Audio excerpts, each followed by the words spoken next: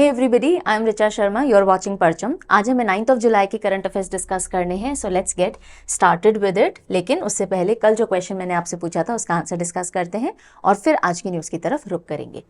सो कल पूछा गया था, in which weight category did Vinesh Phogat win gold medal at grand prix of Spain international continental wrestling championship. Vinesh Phogat जो हैं वो कौन से कैटेगरी के अंदर गोल्ड मेडल लेकर के अभी हाल ही में ग्रैंड प्री ऑफ स्पेन में आई हैं? सो आंसर क्या होगा? 50 kg। एंड देन सेशन के दौरान भी मैंने आपसे कुछ क्वेश्चंस पूछे थे and very beautifully answered by many of you. अभी कनिष्का का आंसर हमने पिक किया है रैंडमली। सो पुरी टेम्पल सबसे पहले किसने बनवाया था, ये मैंने आपसे पूछा था। सो इंद्रद्युम्न राजा थे, उन्होंने बनवाया था। ब्लैक पगोडा कौन से टेम्पल को कहा जाता है? तो कोणार्क सन टेम्पल, जो कि ओडिशा के अंदर है। कैलाश सत्यार्थी जी को कब नोबेल प्राइज मिला था और क्यों मिला था, कौन सी कैटेगरी में मिला था? तो 2014 में, और पीस प्राइज था, चाइल्ड राइट्स एक्टिविस्ट के तौर पे इन्होंने जो काम किए थे उसके चलते। Ministry of women and child development कौन हेड कर रही हैं? सो अन्नपूर्णा देवी हेड कर रही हैं। और एक पेड़ माँ के नाम कैंपेन की शुरुआत कब की गई? सो 5 जून 2024 को एनवायरमेंट डे के दौरान की गई। And then Vinesh Phogat 2 time Olympian रह चुकी हैं, तो कौन कौन से सालों में इन्होंने देश को रिप्रेजेंट किया था? 2016 और 2020 के टाइम, ऑल्दो कोई मेडल नहीं ला पाई। आज I am recording this class with a very heavy heart. मैं अभी आपको ये बता रही हूँ, एक पेड़ माँ के नाम। और रिमेंबर, मेरा एक बहुत फेवरेट पेड़ पीपल का ट्री। अगर आप में से कुछ बच्चे जो मुझसे इंस्टाग्राम पे जुड़े हुए हैं, मैंने पर्टिकुलरली एक रील बना के भी डाली थी। इट इज़ मेरी एक विंडो के बिल्कुल सामने दिखता है, बहुत विशाल पेड़ पीपल का हुआ करता था। बिकॉज अभी जब मैं आपकी ये रिकॉर्डिंग कर रही हूँ, मतलब हम जब ये सेशन ले रहे हैं, वो पेड़ कट रहा है। ऑब्वियसली कुछ नहीं कर सकते हैं, बिकॉज एक प्राइवेट लैंड के अंदर में आता है, कंस्ट्रक्शन होना है, घर बनना है वहाँ पे। But then I am in this locality after marriage for almost how many years now, 10 years. और मैंने उस पेड़ को बहुत लंबे समय से देखा है। उस पेड़ों पे अलग अलग तरह के बर्ड्स को आते रहते देखा है। इतनी सारी स्क्विरल्स रहती हैं। कायरा छोटी हुई है, तब से हम उस पेड़ की जो पत्तियों से आवाज़ें आते हैं उनसे रिलेट करते हैं। I give her the mention कि देखो पेड़ भी उठ गया है, बातें कर रहा है, उठ जाओ। And today she is also very upset, I am also very upset. And loss is real. वो किसी इंसान का हो, किसी पेट का हो, किसी पेड़, जिससे भी आपके सेंटिमेंट जुड़े हों, वो लॉस रियल होता है। And I am really going to miss this tree. चलिए स्टार्ट कर लेते हैं पहली कैटेगरी के साथ में। पहले हम देखते हैं आज स्पोर्ट्स के सेक्शन को, ठीक है। तो पहली न्यूज़ जो स्पोर्ट्स सेक्शन से आ रही है वो Asian men's billiards and women's snooker title से जुड़ी हुई है। ध्रुव सितवाला एंड अनुपमा रामचंद्रन दोनों लेकर के आए Asian billiards and snooker championship के टाइटल देश के अंदर। और ये कहाँ हो रही थी दोनों चैंपियनशिप? रियाद, सऊदी अरेबिया के अंदर। So Asian billiards and Asian snooker championship Riyadh, Saudi Arabia में हुई। इंडिया से ध्रुव सितवाला मेंस बिलियर्ड्स जीत करके आए हैं और अनुपमा रामचंद्रन विमेन स्नूकर जीत करके आई हैं। अब इन दोनों गेम्स के अंदर डिफरेंस होता है। Yes, these 2 games are not the same. क्या डिफरेंस होता है वो समझिएगा। दोनों में टेबल होती है, दोनों में बॉल्स होती हैं जिनको हिट किया जाता है, but there are very basic differences. जैसे कि बिलियर्ड्स की अगर हम बात करें, 3 बॉल से खेला जाता है। कितनी बॉल से? 3 बॉल से। व्हाइट, येलो और रेड, यूजुअली ये 3 बॉल्स होती हैं।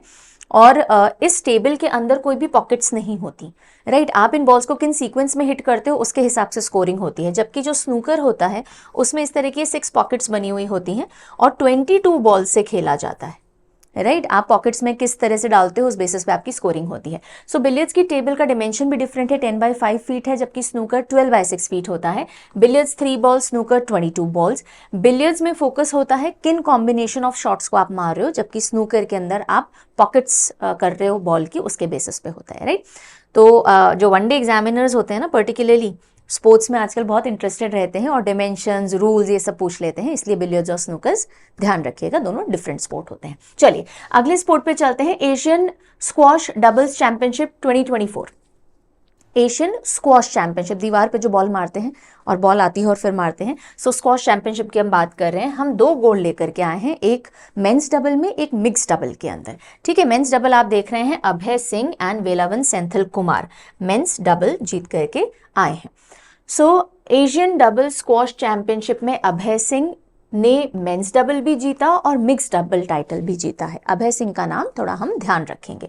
और ये कहाँ पे हुआ एशियन स्क्वॉश चैंपियनशिप? ये जोहोर मलेशिया के अंदर हुआ है, राइट। और मेंस डबल किसके साथ जीता है? वेलविन सेंथिल कुमार के साथ इन्होंने अभय ने जीता है, ठीक है जी। फिर हम चलते हैं बैडमिंटन की तरफ। Men's not men's, I am so sorry, India's Tasneem Mir, India की तस्नीम मीर और थरुण मन्नेपल्ली, इन्होंने सिंगल टाइटल जीते हैं सेंट डेनिस रीयूनियन ओपन 2024 के अंदर।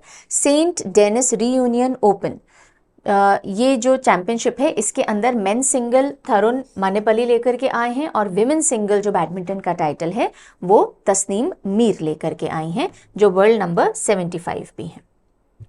फिर हम आते हैं, नेशनल रिकॉर्ड कायम किया गया है रनिंग के अंदर। कौन सी running? Men 3000 metre steeple chase.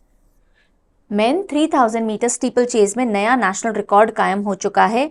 8 minute 9 second and 91 further जो सेकेंड्स होते हैं, फर्दर सेकेंड्स मतलब 91/100th of a second. So India के अविनाश साबले ने नया नेशनल रिकॉर्ड बनाया है 3000 मीटर स्टीपल चेज के अंदर। अविनाश साबले, ये नाम आप सुनते ही रहते हो बिकॉज रनर हैं और काफ़ी सारे रिकॉर्ड बनाते रहते हैं। नया एक नेशनल रिकॉर्ड इनके नाम आया है 3000 मीटर स्टीपल चेज का, ओके। और नेशनल रिकॉर्ड इन्होंने कहाँ बनाया? पेरिस डायमंड लीग जो कि फ्रांस में चल रही थी, वहाँ ये टॉप पे नहीं आ पाए, 6th पोजीशन पे आए, लेकिन नेशनल रिकॉर्ड इन्होंने बना लिया 8 minute 9 seconds and 91/100th of a second का, ठीक है जी। इथियोपिया ने ये रेस जीती थी, that is not important to remember. फिर हम आते हैं ब्रिटेन ग्रैंड प्री की तरफ। सो ब्रिटिश ग्रैंड प्री 2024 किसने जीता है? ल्यूइस हैमिल्टन, इनका नाम बहुत टाइम बाद अब हमको देखने को मिला है। अगर 2022 अराउंड की आप बात करोगे, जहां तक मुझे याद आ रहा है 21-22 काफी सारे रेसेस ये जीता करते थे। Lewis Hamilton is back now, British grand pre ये जीत चुके हैं। प्रीवियसली अभी जो रेसेस हुई हैं और उनमें जो पॉपुलर विनर्स रहे हैं उनके नाम यहाँ लिख दिए हैं, कल भी हमने डिस्कस किए थे, आज वापस मैंने मेंशन कर दिए, एक बार आप देखेंगे। कल हमने ऑस्ट्रियन ग्रैंड प्री का विनर देखा था, जॉर्ज रसल। ओके, आगे बढ़े उससे पहले सभी बच्चे ध्यान देंगे, CA रफ्तार जो कि क्वार्टरली यानी कि 3 महीने पे निकाली जाती है और ये आपकी 1 लाइनर होती है। करंट अफेयर्स की जितनी भी न्यूज़ आप मंथली मैगजीन में पढ़ते हो, हर महीने सब न्यूज़ इसमें मिलेगी, पर डिटेल में न जा करके हम इसको हेडलाइन फॉर्मेट 2 से 3 मैक्सिमम 4 लाइंस तक रखने की कोशिश करते हुए सारी न्यूज़ यहाँ कैटेगरी वाइज वैसी की वैसी मिलेंगी जैसे आपको मंथली मैगजीन के अंदर मिलती हैं। तो ये 3 मंथ का कंपाइलेशन है, अप्रैल टू जून 2024 का। इससे पहले वाला ऑलरेडी आउट हो चुका है और ये भी आउट हो गया। जिन बच्चों के पास CA रफ्तार का सब्सक्रिप्शन है, जो आपने परचम ऐप से एनुअल सब्सक्रिप्शन लिया होगा, तो आपके वाले में ऐड हो ही गया है। और जिन बच्चों को अलग से परचेज करनी है तो parchamclasses.in याद रखिएगा, ये वेबसाइट है, यहां से जाके आप परचेज कर सकते हो। लास्ट मिनट रिवीजन के लिए एक्सीलेंट टूल है ये, एक्सीलेंट, ओके। इसके अलावा मैंने कल भी आपको बता दिया था कि जून की मंथली मैगजीन आ चुकी है, जून की सवाल ई बुक आ चुकी है, दोनों आप parchamclasses.in से एक्सेस कर सकते हो। अगर सवाल का सब्सक्रिप्शन ले रखा है तो उसमें ऐड हो जाएगा, नहीं तो आपको इंडिविजुअल लेना पड़ेगा। ज़्यादा जानकारी के लिए आप हेल्पलाइन नंबर्स को कॉन्टैक्ट करना। और अभी तक अगर कोर्स चेकआउट नहीं किया है जनरल अवेयरनेस का, कोई भी वनडे एग्जामिनेशन दे रहे हो, जनरल अवेयरनेस तैयार करनी है, वन स्टॉप सोल्यूशन है ये। बहुत सारे बच्चों के पॉजिटिव रिव्यूज आए हैं एग्जाम्स देने के बाद कि यहाँ से बहुत क्वेश्चंस बन रहे हैं, so go and check it out, okay. Test series भी है। और रही बात कि मेरा जो मंथली MCQ सेशन होता है, जून का अभी तक मैंने लिया नहीं है, तो most probably by tomorrow I will be bringing it. Today is 9th, no, कल तक वो सेशन आपका आ जाएगा, ठीक है। चलिए, ज़्यादा जानकारी के लिए हेल्पलाइन नंबर है और ये ईमेल एड्रेस है, आप प्लीज़ यहाँ कॉन्टैक्ट करके पूछ सकते हो अगर कोई डाउट, क्वेरी, कंसर्न है। आगे बढ़ेंगे अब हम। अगली न्यूज़ जो आ रही है, देखिए, डेनमार्क की एक इंस्टीट्यूशन है, उन्होंने बैन लगा दिया है अश्वगंधा के ऊपर। सो एक तरह से डेनमार्क ने बैन लगा दिया है अश्वगंधा के ऊपर, जो कि हमारे आयुर्वेद के अंदर एक बहुत ही इंपॉर्टेंट मेडिसिनल वैल्यू रखता है ये अश्वगंधा। और उस पर डेनमार्क ने एक इंस्टीट्यूशन की रिसर्च पे बेस करते हुए पूरे डेनमार्क ने अश्वगंधा के यूज पे बैन लगा दिया। तो हमारे जो आयुष मंत्रालय है उन्होंने बोला है कि बिल्कुल अनसाइंटिफिक तरीके से आपको इसकी नॉलेज है नहीं और आप इसको बैन कर रहे हो, it shouldn't have been done. So Denmark में अश्वगंधा का बैन जो है वो लैक ऑफ साइंटिफिक रिगर के बेसिस पे लगाया गया है। आयुष मंत्रालय ये बोल रहा है कि आपको आइडिया ही नहीं है कि ये करता क्या है बॉडी के अंदर, कितना कितना एक यूजफुल मेडिसिनल वैल्यू रखता है। आपने अपनी जो स्टडीज की पता नहीं किस बेसिस पे की है। ठीक है, तो चलिए देख लेते हैं व्हाट इज दिस मामला all about. So technology university of Denmark की एक रिपोर्ट आई थी मई 2020 में, और उसके बेसिस पे डेनमार्क ने बैन कर दिया है अश्वगंधा को, जिसको हम इंडिया का जेंजिंग या विंटर चेरी भी बोलते हैं। अश्वगंधा इम्यूनिटी बूस्टर के तौर पे काम करता है, मेनली स्ट्रेस रिलीवर के तौर पे काम करता है। इम्यूनिटी बूस्टिंग से भी ज़्यादा स्ट्रेस रिलीव करने के लिए काम करता है, दिमाग की नसों को तेज करने का काम करता है, और हम सेंचुरीज से हमारे आयुर्वेद के अंदर इसको यूज़ करते आ रहे हैं। अश्वगंधा का बॉटनिकल नेम ध्यान रखिएगा, विथानिया सोमनिफेरा। विथानिया सोमनिफेरा एवरग्रीन श्रब है, एशिया के अंदर मिलती है, पर्टिकुलरली इंडिया के अंदर आपको देखने को मिलेगी, नॉर्दर्न अफ्रीका और मिडिल ईस्ट साइड वाले हिस्से के अंदर आपको देखने को मिलेगी। अश्व का मतलब हॉर्स होता है, गंध यानी स्मेल। सो ये एक गीले घोड़े जैसी स्मेल देता है, इसलिए इसको अश्वगंधा कहा जाता है। मेडिसिनल प्लांट है, आयुर्वेदिक मेडिसिन में बहुत ज्यादा यूज होता है अडेप्टोजेन की तरह। Adaptogen, it helps the body to adapt to stressors and restore balance, यानी कि आपकी बॉडी अगर किसी भी तरह की स्ट्रेस से गुजर रही है, नसें कमजोर हो रही हैं, आपके बैलेंस बॉडी के अंदर रिस्टोर करने के लिए अश्वगंधा बहुत इंपॉर्टेंट मेडिसिन के तौर पे काम करता है। ठीक है जी, चलिए अगली खबर अब आ रही है कि 12 जुलाई को, कब, 12 जुलाई को जो विजिंजम पोर्ट है हमारा, वो सबसे पहली मदरशिप को वेलकम करेगा, और वो मदरशिप कौन सी है, सैन फर्नांडो। San Fernando. अब देखिए विजिंजम एयरपोर्ट जो कि अडानीज गवर्नमेंट के साथ पब्लिक प्राइवेट पार्टनरशिप में बना रहे हैं, तो विजिंजम पोर्ट बहुत जल्दी रिसीव करेगा अपनी पहली मदरशिप। विजिंजम के बारे में पहले देखो, कंट्री का पहला एक्सक्लूसिव ट्रांसशिपमेंट पोर्ट है जो कि बन रहा है, और इसका फर्स्ट फेज कंप्लीट हो जाएगा और एक मदरशिप आएगी। ट्रांसशिपमेंट देखो, मैप से समझाते हैं इस चीज को। अगर आप देखेंगे विजिंजम पोर्ट यहाँ पे है, इधर, ठीक है, केरला के अंदर, और ये पूरा रूट जो यूरोप से middle east then Indian ocean से फार ईस्ट तक को पूरा कनेक्ट करने का काम करता है। तो ये एक बहुत ही स्ट्रेटेजिक लोकेशन पे पोर्ट है, नेचुरली डीप पोर्ट है, इसलिए बड़ी बड़ी जो शिप्स हैं वो यहाँ पर आकर के डॉक की जा सकती हैं, रुक सकती हैं। ऐसा नहीं है कि बड़ी शिप आ ही नहीं पाएगी। हम यूजुअली, हमारे पास देखो इतनी बड़ी कोस्ट लाइन है, लेकिन फिर भी हम बड़ी शिप्स को क्यों नहीं डॉक कर पाते हैं, बिकॉज हमारा जो पानी है उथला है, बहुत डीप वाटर्स नहीं है, हमारे यहाँ पे पोर्ट्स नहीं है। लेकिन जो विजिंजम पोर्ट है उसका एक नेचुरल हम कहेंगे एडवांटेज क्या है कि वो नेचुरली डीप पोर्ट है, और इसकी वजह से जो बड़े बड़े शिप्स हैं वो यहाँ पे आ सकते हैं, और उन बड़े शिप्स को मदरशिप कहा जाता है। Mothership is nothing but huge ships. Okay, so India का पहला deep water container transshipment port जो कि बन रहा है Adani Vizhinjam private port limited द्वारा, वो विजिंजम पोर्ट है, और पहला अपना ये मदरशिप रिसीव करेंगे। तिरुवनंतपुरम केरला के अंदर विजिंजम पोर्ट बन रहा है। ठीक है जी, अब करीब करीब ये जो हम देख रहे हैं ना, ये इंटरनेशनल रूट जो है जहां से बड़े मेजर कार्गोज जाते हैं, हमारा विजिंजम पोर्ट इससे करीब 10 से 12 नॉटिकल माइल ही दूर है। तो एक बहुत मेजर स्टॉपेज बन सकता है कि बड़े शिप्स यहाँ रुकें थोड़े टाइम और फिर आगे जाएं, right. 10 nautical miles international shipping root जो कि यूरोप को पर्शियन गल्फ ईस्ट एशिया से कनेक्ट करता है, और 30% ग्लोबल मैरीटाइम कार्गो पैसेज जो है वो यहीं से जा रहा होता है। अभी हमारे साथ चैलेंज क्या आता है, क्योंकि हमारे डीप पोर्ट्स नहीं है ना, अगर हमें बड़े मदर शिप्स के अंदर सामान पहुंचाना है तो पहले हमें छोटे शिप्स के साथ वो कार्गो भेज के फिर मदरशिप के ऊपर वो डालना पड़ता है, तो इससे हमारी कॉस्ट बहुत आती है। जब हमारे पास इस तरह के पोर्ट्स डेवलप हो जाएंगे और फ्यूचर में, तो ये कॉस्ट हमारी बहुत कम हो पाएगी। हम सीधे मदरशिप्स को अपने कोस्ट लाइन तक बुला सकते हैं, सामान रख सकते हैं और आगे टाटा बाय बाय कर सकते हैं। So lot of operational cost will be saved. देखो नेचुरल ड्राफ्ट है 80 to 20 मीटर्स का, नेचुरल ड्राफ्ट यानी नेचुरल डेप्थ। नॉर्मली अगर बड़ी शिप्स को आना होता है तो आपको नीचे की जो मिट्टी होती है ना पानी के नीचे की, उसको निकालना पड़ता है ताकि मूवमेंट के लिए जगह बने, वरना बड़ी शिप्स आ ही नहीं पाएंगी, चल ही नहीं पाएंगी, बिकॉज वो इतनी हैवी होती हैं, वो पानी को बहुत डिस्प्लेस करती हैं और नीचे जाती हैं।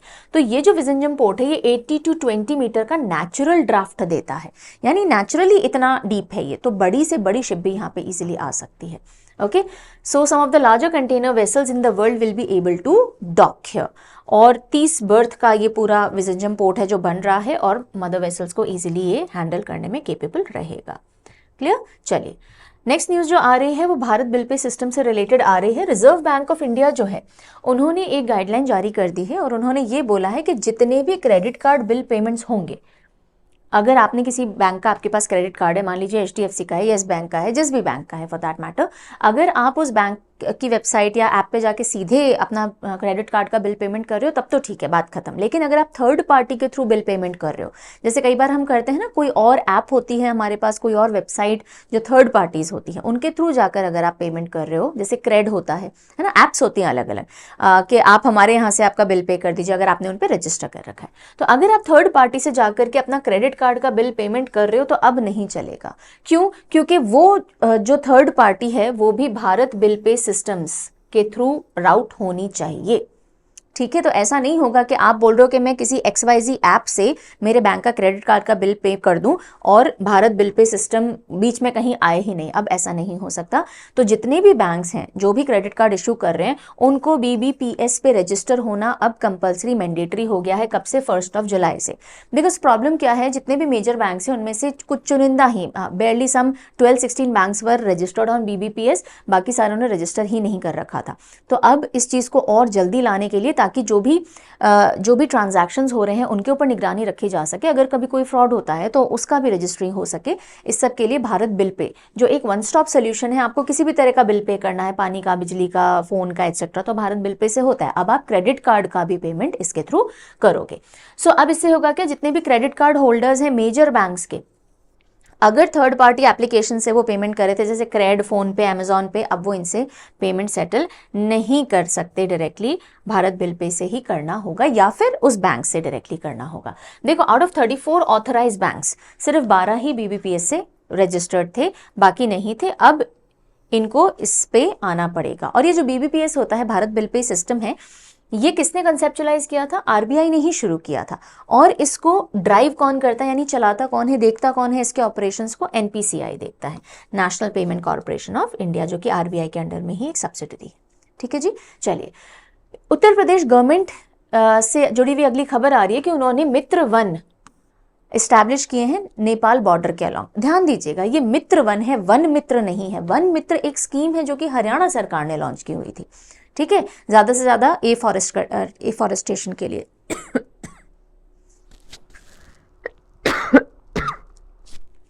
ये है मित्र वन। सो मित्र वन एक इनिशिएटिव है जो कि वृक्षारोपण जन अभियान 2024 के तहत जो उत्तर प्रदेश और नेपाल के बॉर्डर एरियाज है वहां पे ज्यादा से ज्यादा पेड़ लगाने के लिए ये मित्र वन एक तरह से कैंपेन मान लीजिए, ये चालू की गई है और करोड़ों की संख्या में यहाँ पे पेड़ लगाए जाएंगे। तो मित्र वन किससे जुड़ा हुआ है? उत्तर प्रदेश से। वन मित्र किससे जुड़ा हुआ है? हरियाणा से। बस इतना ध्यान रखना है आपको। चलिए, अब हम बात करेंगे विस्तार में थोड़ी टेलीकम्युनिकेशंस एक्ट 2023 की। द टेलीकम्युनिकेशन एक्ट 2023, 2023 में टेलीकम्युनिकेशन एक्ट लाया गया, प्रेसिडेंट का मुहर भी लग गया, अप्रूवल भी मिल गया। अब उसको पार्ट्स के अंदर एप्लीकेशन में लाया जा रहा है। तो अब क्या क्या मेजर पॉइंट्स हैं इसके, वो देख लेते हैं। देखो, टेलीकम्युनिकेशन एक्ट 2023 जो कि पास हुआ हमारे पार्लियामेंट में दिसंबर 2023 में, और प्रेसिडेंट का अप्रूवल या असेंट इसको मिल गया 24 दिसंबर 2023 के अंदर। ठीक है, इसका मेन एम क्या है? जो भी पुराने लॉज चल रहे हैं ना टेलीकम्युनिकेशन के सेक्टर में, उनके अंदर बदलाव लाना, उनको आज के समय से अलाइन करना, और सरकार का जो कंट्रोल है टेलीकम्युनिकेशन सेक्टर पे उसको कुछ हद तक और बढ़ाना। जो प्राइवेट प्लेयर्स इतने सारे आ रहे हैं, तो नेशन के हित में, नेशन की सिक्योरिटी सेफ्टी के हित में, या फिर टेलीकम्युनिकेशन नेटवर्क को गांव-गांव, कोनों तक पहुंचाने के लिए ये रिफॉर्म्स लाए जा रहे हैं। जैसे हमने क्रिमिनल लॉज के अंदर रिफॉर्म लाए हैं बिकॉज वो कॉलोनियल टाइम की थी। सिमिलरली ये जो हमारे अभी तक रूल रेगुलेशन चले आ रहे हैं टेलीकॉम में, ये भी बहुत पुराने टाइम के चले आ रहे हैं, तो इनको रिफॉर्म करने के लिए ये नया एक्ट लाया गया। It aims to amend and consolidate the law. किससे related? Development, expansion and operation of telecommunication services. अगर आज कोई प्राइवेट प्लेयर टेलीकॉम के अंदर आना चाहता है, कि जैसे एयरटेल है, रिलायंस है, हम भी नेटवर्क चालू करना चाह रहे हैं, तो उसका शुरू करना, उसको एक्सपैंड करना, उसको ऑपरेट करने में जो भी रूल्स एंड रेगुलेशन है उनमें अब बदलाव किए गए हैं। जो अलाइनमेंट ऑफ स्पेक्ट्रम है, यानी कितना स्पेक्ट्रम आपको दिया जाएगा, उससे रिलेटेड जो भी मैटर्स हैं वो अब डायरेक्टली ज़्यादा कंट्रोल में, बेटर कंट्रोल के अंदर लिए जाएंगे सेंट्रल गवर्नमेंट के। देन ये कौन कौन से एक्ट को रिप्लेस करेगा? Indian telegraph act 1885, Indian wireless telegraphy act 1933, telegraph wires unlawful possession act 1950। तो ये देखिएगा पुराने पुराने एक्ट्स हैं, जिनमें से एक तो कॉलोनियल टाइम का है, इंडियन टेलीग्राफ एक्ट। तो इनको रिफॉर्म करने के लिए ये नया एक्ट आएगा। देन इसके कुछ प्रोविजंस लागू हो चुके हैं। अब कुछ प्रिंसिपल्स हैं जिनसे इन एक्ट को गाइडेंस दी जा रही है, यानी मेन गाइडेंस क्या है इस एक्ट की, किन चीज़ों पे फोकस करेगा? समावेश यानी इंक्लूड करना, जो गांव कूचों तक नहीं पहुंच पा रहे हैं अभी भी ब्रॉडबैंड सर्विसेज, उनको भी समावेश करना। सुरक्षा, सिक्योरिटी, हमारी नेशनल सिक्योरिटी कभी भी कॉम्प्रोमाइज़ नहीं होनी चाहिए टेलीकॉम की वजह से, बिकॉज आजकल बहुत ज़्यादा ट्रैपिंग एंड ट्रैकिंग होती है। वृद्धि यानी ग्रोथ, त्वरित यानी responsiveness, immediate response to whenever needed. The act का मेन एम है विकसित भारत की ओर बढ़ना। एक डेवलप्ड इकोनॉमी के अंदर, डेवलप्ड कंट्री के अंदर जिस तरह का टेलीकॉम डेवलपमेंट या सेक्टर होना चाहिए उस तरह का बनाना। सो गवर्नमेंट कंट्रोल ले पाएगी काफ़ी सारे एरियाज में नेशनल सिक्योरिटी के चलते, या वॉर के टाइम में किस तरह की खबरें जाएंगी, नहीं जाएंगी, जाएंगी भी या नहीं जाएंगी, एट्सेट्रा।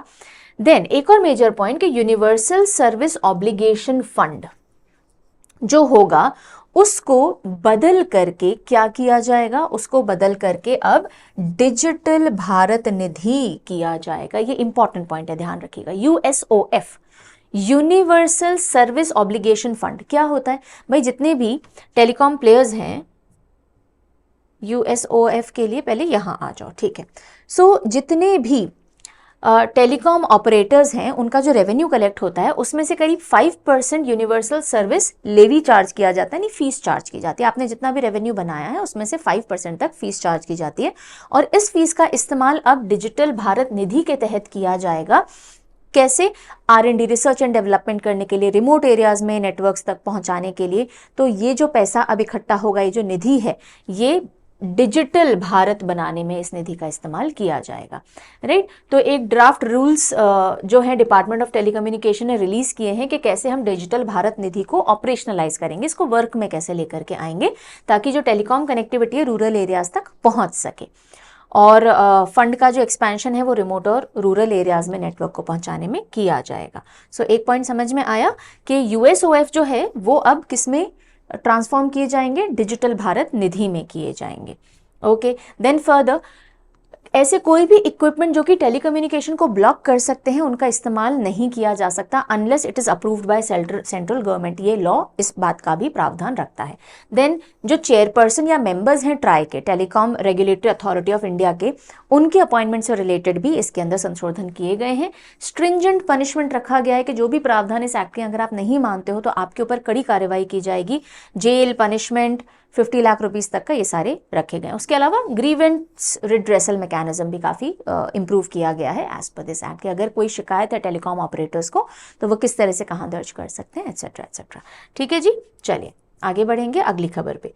सुप्रीम कोर्ट ने दिशा निर्देश दिए हैं कि जो सेंटर है वो एक मॉडल पॉलिसी बनाए मेंस्ट्रुअल लीव ऑफ विमेन से रिलेटेड। मुद्दा क्या था? सुप्रीम कोर्ट ने अपने आप तो ये बात नहीं कही, एकदम से बैठे बैठे सुप्रीम कोर्ट को क्या हुआ कि मेंस्ट्रुअल लीव के ऊपर बात करें। एक PIL, पब्लिक इंटरेस्ट लिटिगेशन, जनहित याचिका दायर की गई थी सुप्रीम कोर्ट में, और उसमें रिक्वेस्ट की गई थी कि भाई जो कॉलेज गोइंग फीमेल्स होती हैं, जो वर्किंग फीमेल्स होती हैं, उनको महीने की एक जो मेंस्ट्रुअल लीव है वो दी जानी चाहिए, कंसिडरिंग देयर हेल्थ, और उनकी प्रोडक्टिविटी एनहांस ही होगी अगर आप ऐसा करेंगे तो सुप्रीम कोर्ट ने इस पे ये टिप्पणी दी कि देखिए हमारे हाथ में हम नहीं लेना चाह रहे इस चीज़ को, बिकॉज अगर एक जनरल पॉलिसी या एक जनरल लॉ हम बना देंगे तो इससे फ़ायदा तो चलिए होगा, जो होगा नुकसान ज़्यादा हो सकता है।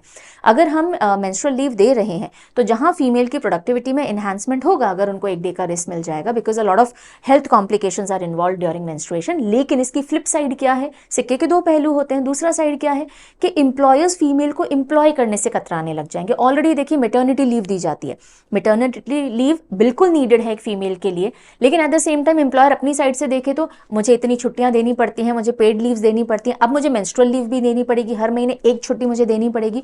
तो फीमेल एम्प्लॉयमेंट में हो सकता है अपॉर्चुनिटीज की कमी आने लग जाए, गिरावट आने लग जाए। तो इन सबको ध्यान में रखते हुए सुप्रीम कोर्ट ने यह डायरेक्ट किया है कि जो याचिका थे कि भाई जो विमेन मिनिस्ट्री है, उनके जो सेक्रेटरी हैं वो इस बात को देखें, जितने भी स्टेक होल्डर्स हैं जैसे कि प्राइवेट प्लेयर्स हो गए, सरकार हो गई, जो भी लोग स्टेक होल्डर्स इन्वॉल्व हैं, जो भी इससे जिन पे असर पड़ेगा, उनसे आप सलाह मशवरा कीजिए और इस तरह की पॉलिसी लाइए जिससे एक बैलेंस्ड अप्रोच के साथ इसको लाया जा सके। नुकसान नहीं होना चाहिए विमेन का, बिकॉज आप जब उनको ओवर प्रोटेक्ट करने के लिए या प्रोटेक्ट करने के लिए फॉर दैट मैटर कुछ भी कदम उठाते हो तो नुकसान होने के चांसेस भी बहुत बढ़ जाते हैं।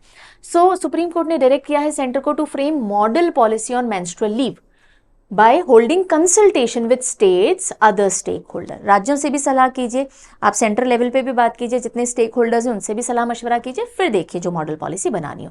और ये कौन सी बेंच थी जिन्होंने डिसीजन दिया है? हमारे चंद्रचूड़ सर थे, चीफ जस्टिस ऑफ इंडिया, उसके अलावा जेपी पर्दीवाला एंड मनोज मिश्रा जी। ठीक है, तो आर्ग्यूमेंट यही थे कि मेंस्ट्रुअल लीव पॉलिसी से विमेन एनकरेज होंगी वर्कफोर्स में ज़्यादा पार्टिसिपेट करने के लिए। कई केसेस में वो इसीलिए नहीं करती कि उनकी हेल्थ अलाउ नहीं करती मेंस्ट्रुअल डे में जाने पे और छुट्टी मिलती नहीं है। और दूसरा ये है कि भाई ये काउंटर प्रोडक्टिव डेट्रीमेंटल भी हो सकता है, एम्प्लॉयर्स अवॉइड करेंगे फीमेल को एम्प्लॉय करना। अब देखिए काफ़ी सारे ऐसे देश हैं जहाँ पे already menstrual leave in place है, जैसे कि एशियन कंट्रीज़ की हम बात करें, जापान, इंडोनेशिया में मेंस्ट्रुअल लीव पॉलिसी है।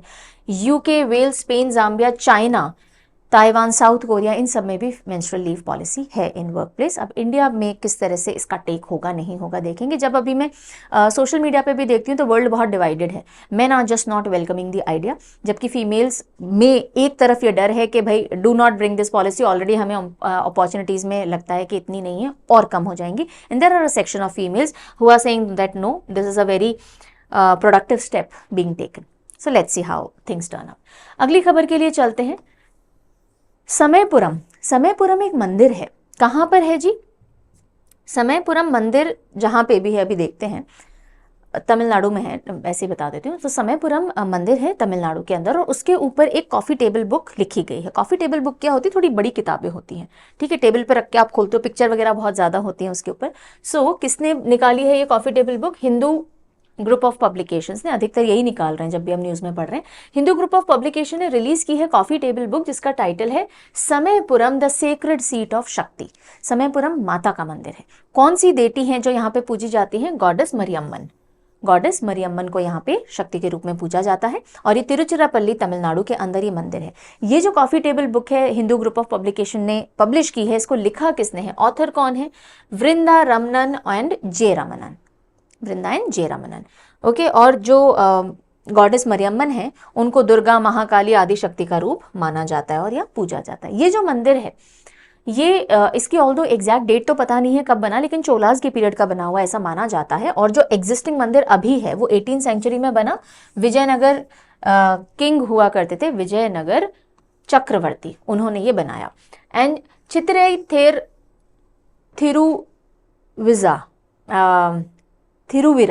थिरुविरा, सो चित्रई थेर थिरुविरा, ये एक यात्रा है। जैसे अभी हम जगन्नाथपुरी यात्रा देख रहे हैं ना, इसी तरह से एक चैरियट फेस्टिवल यहाँ भी होता है। चित्रई यानी अप्रैल मंथ के अंदर 13 दिनों का ये चैरियट फेस्टिवल होता है, जो इस मंदिर में ऑब्जर्व किया जाता है, मनाया जाता है।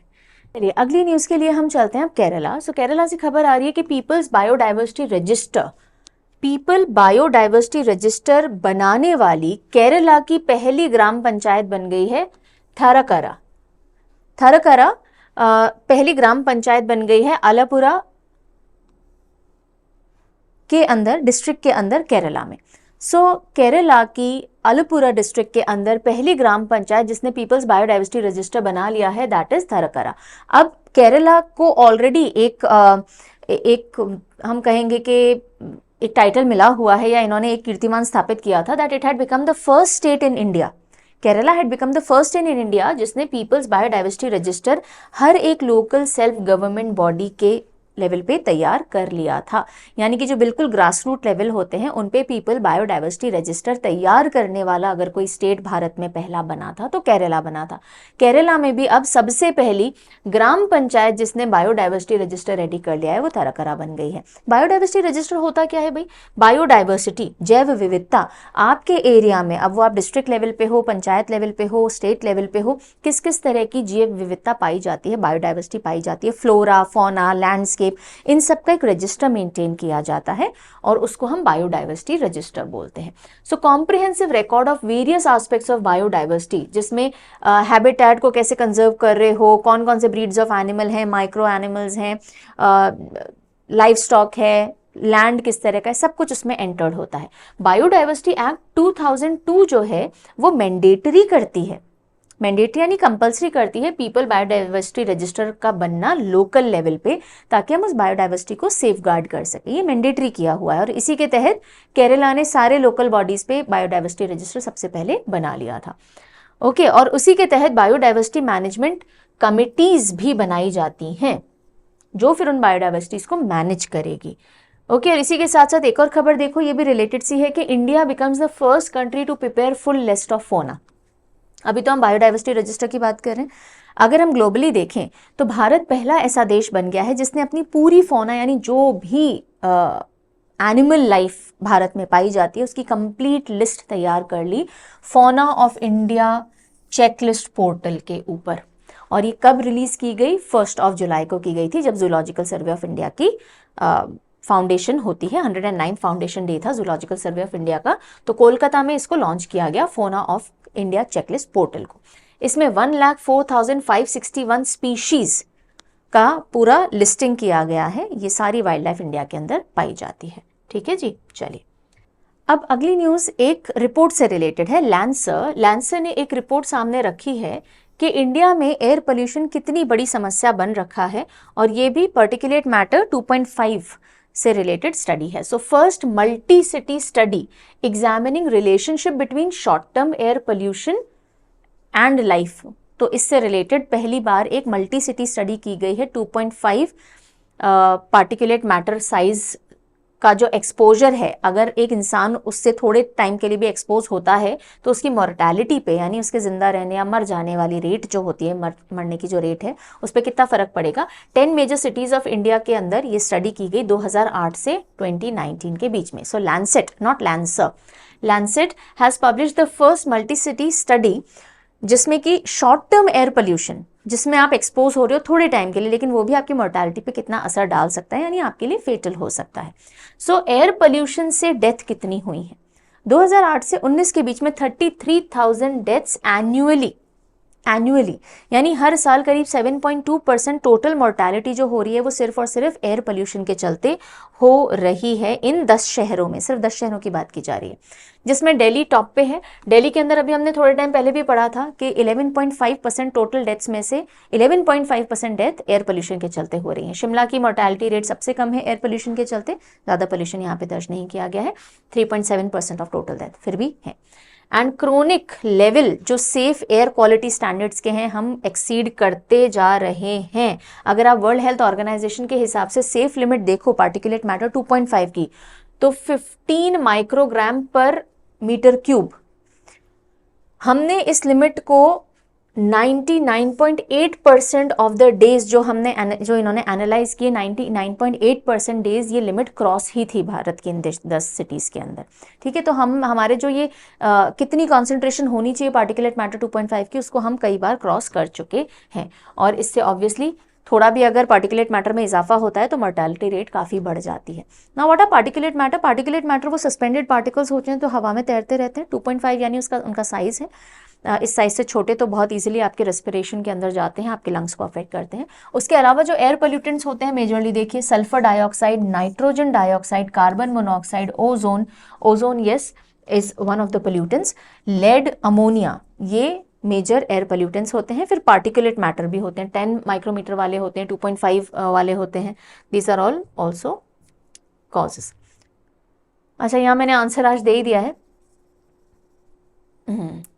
So, in the cities of our country, which among the following atmospheric gases normally considered while calculating value of air quality index? हमारे देश के अंदर, भारत के अंदर जब हम एयर क्वालिटी इंडेक्स की बात करते हैं तो नॉर्मली कौन सी गैसेस का मेंशन हम करते हैं इस एयर क्वालिटी इंडेक्स को जांचने के लिए? कौन कौन सी गैसेस को मापा जाता है, उनको कंसिडर किया जाता है?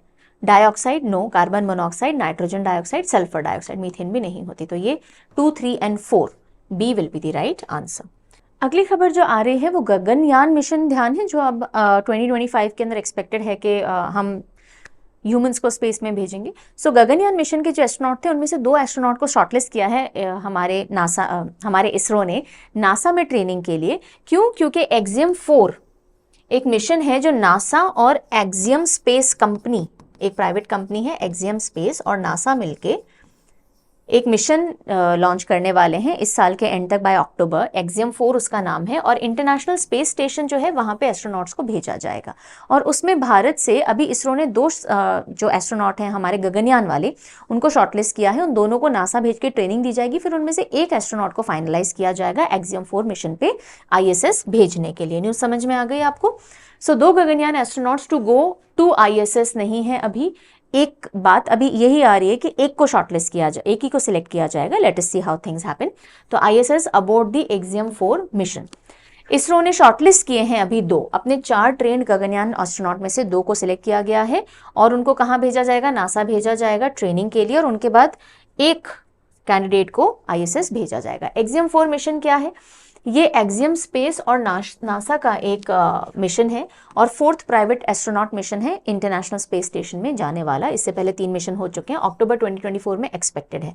14 दिन के लिए ISS ये लोग रुकेंगे इंटरनेशनल स्पेस स्टेशन, और वहां पे किस तरह से क्या फंक्शन किया जाता है एक्सेट्रा वो देखेंगे।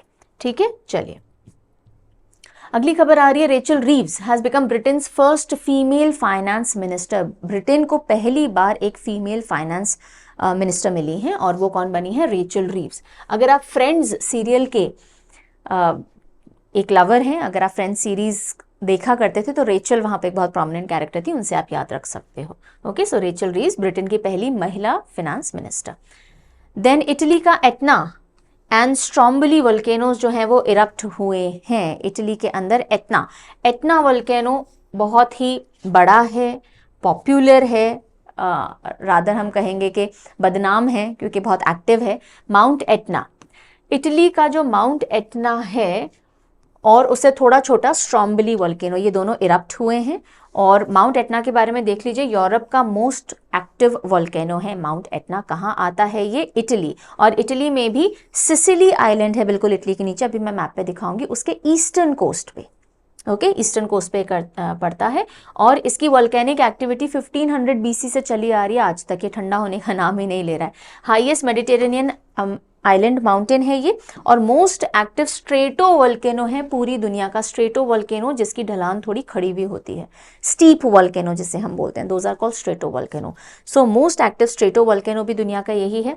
3326 मीटर हाई है, हाईएस्ट पीक है इटली के साउथ ऑफ एल्प्स में। ये देखिए, ये इटली दिख रहा है आपको, ये सिसिली आइलैंड दिख रहा है, उसके ईस्टर्न कोस्ट पे this is mount Etna, highly active and most active strato volcano. ठीक है जी, चलिए आज का सेशन ना थोड़ा डिस्ट्रैक्टेड सा मैंने लिया है, आई नो। ठीक है, ह्यूमन इमोशंस हैं, you can not really control them all the time, and जब बिल्कुल हाँ आप उस प्रोसेस से गुजर ही रहे हो, this is a very fresh occurrence, the cutting of the my peepal tree. तो I was just about to come to recording and when this all happened.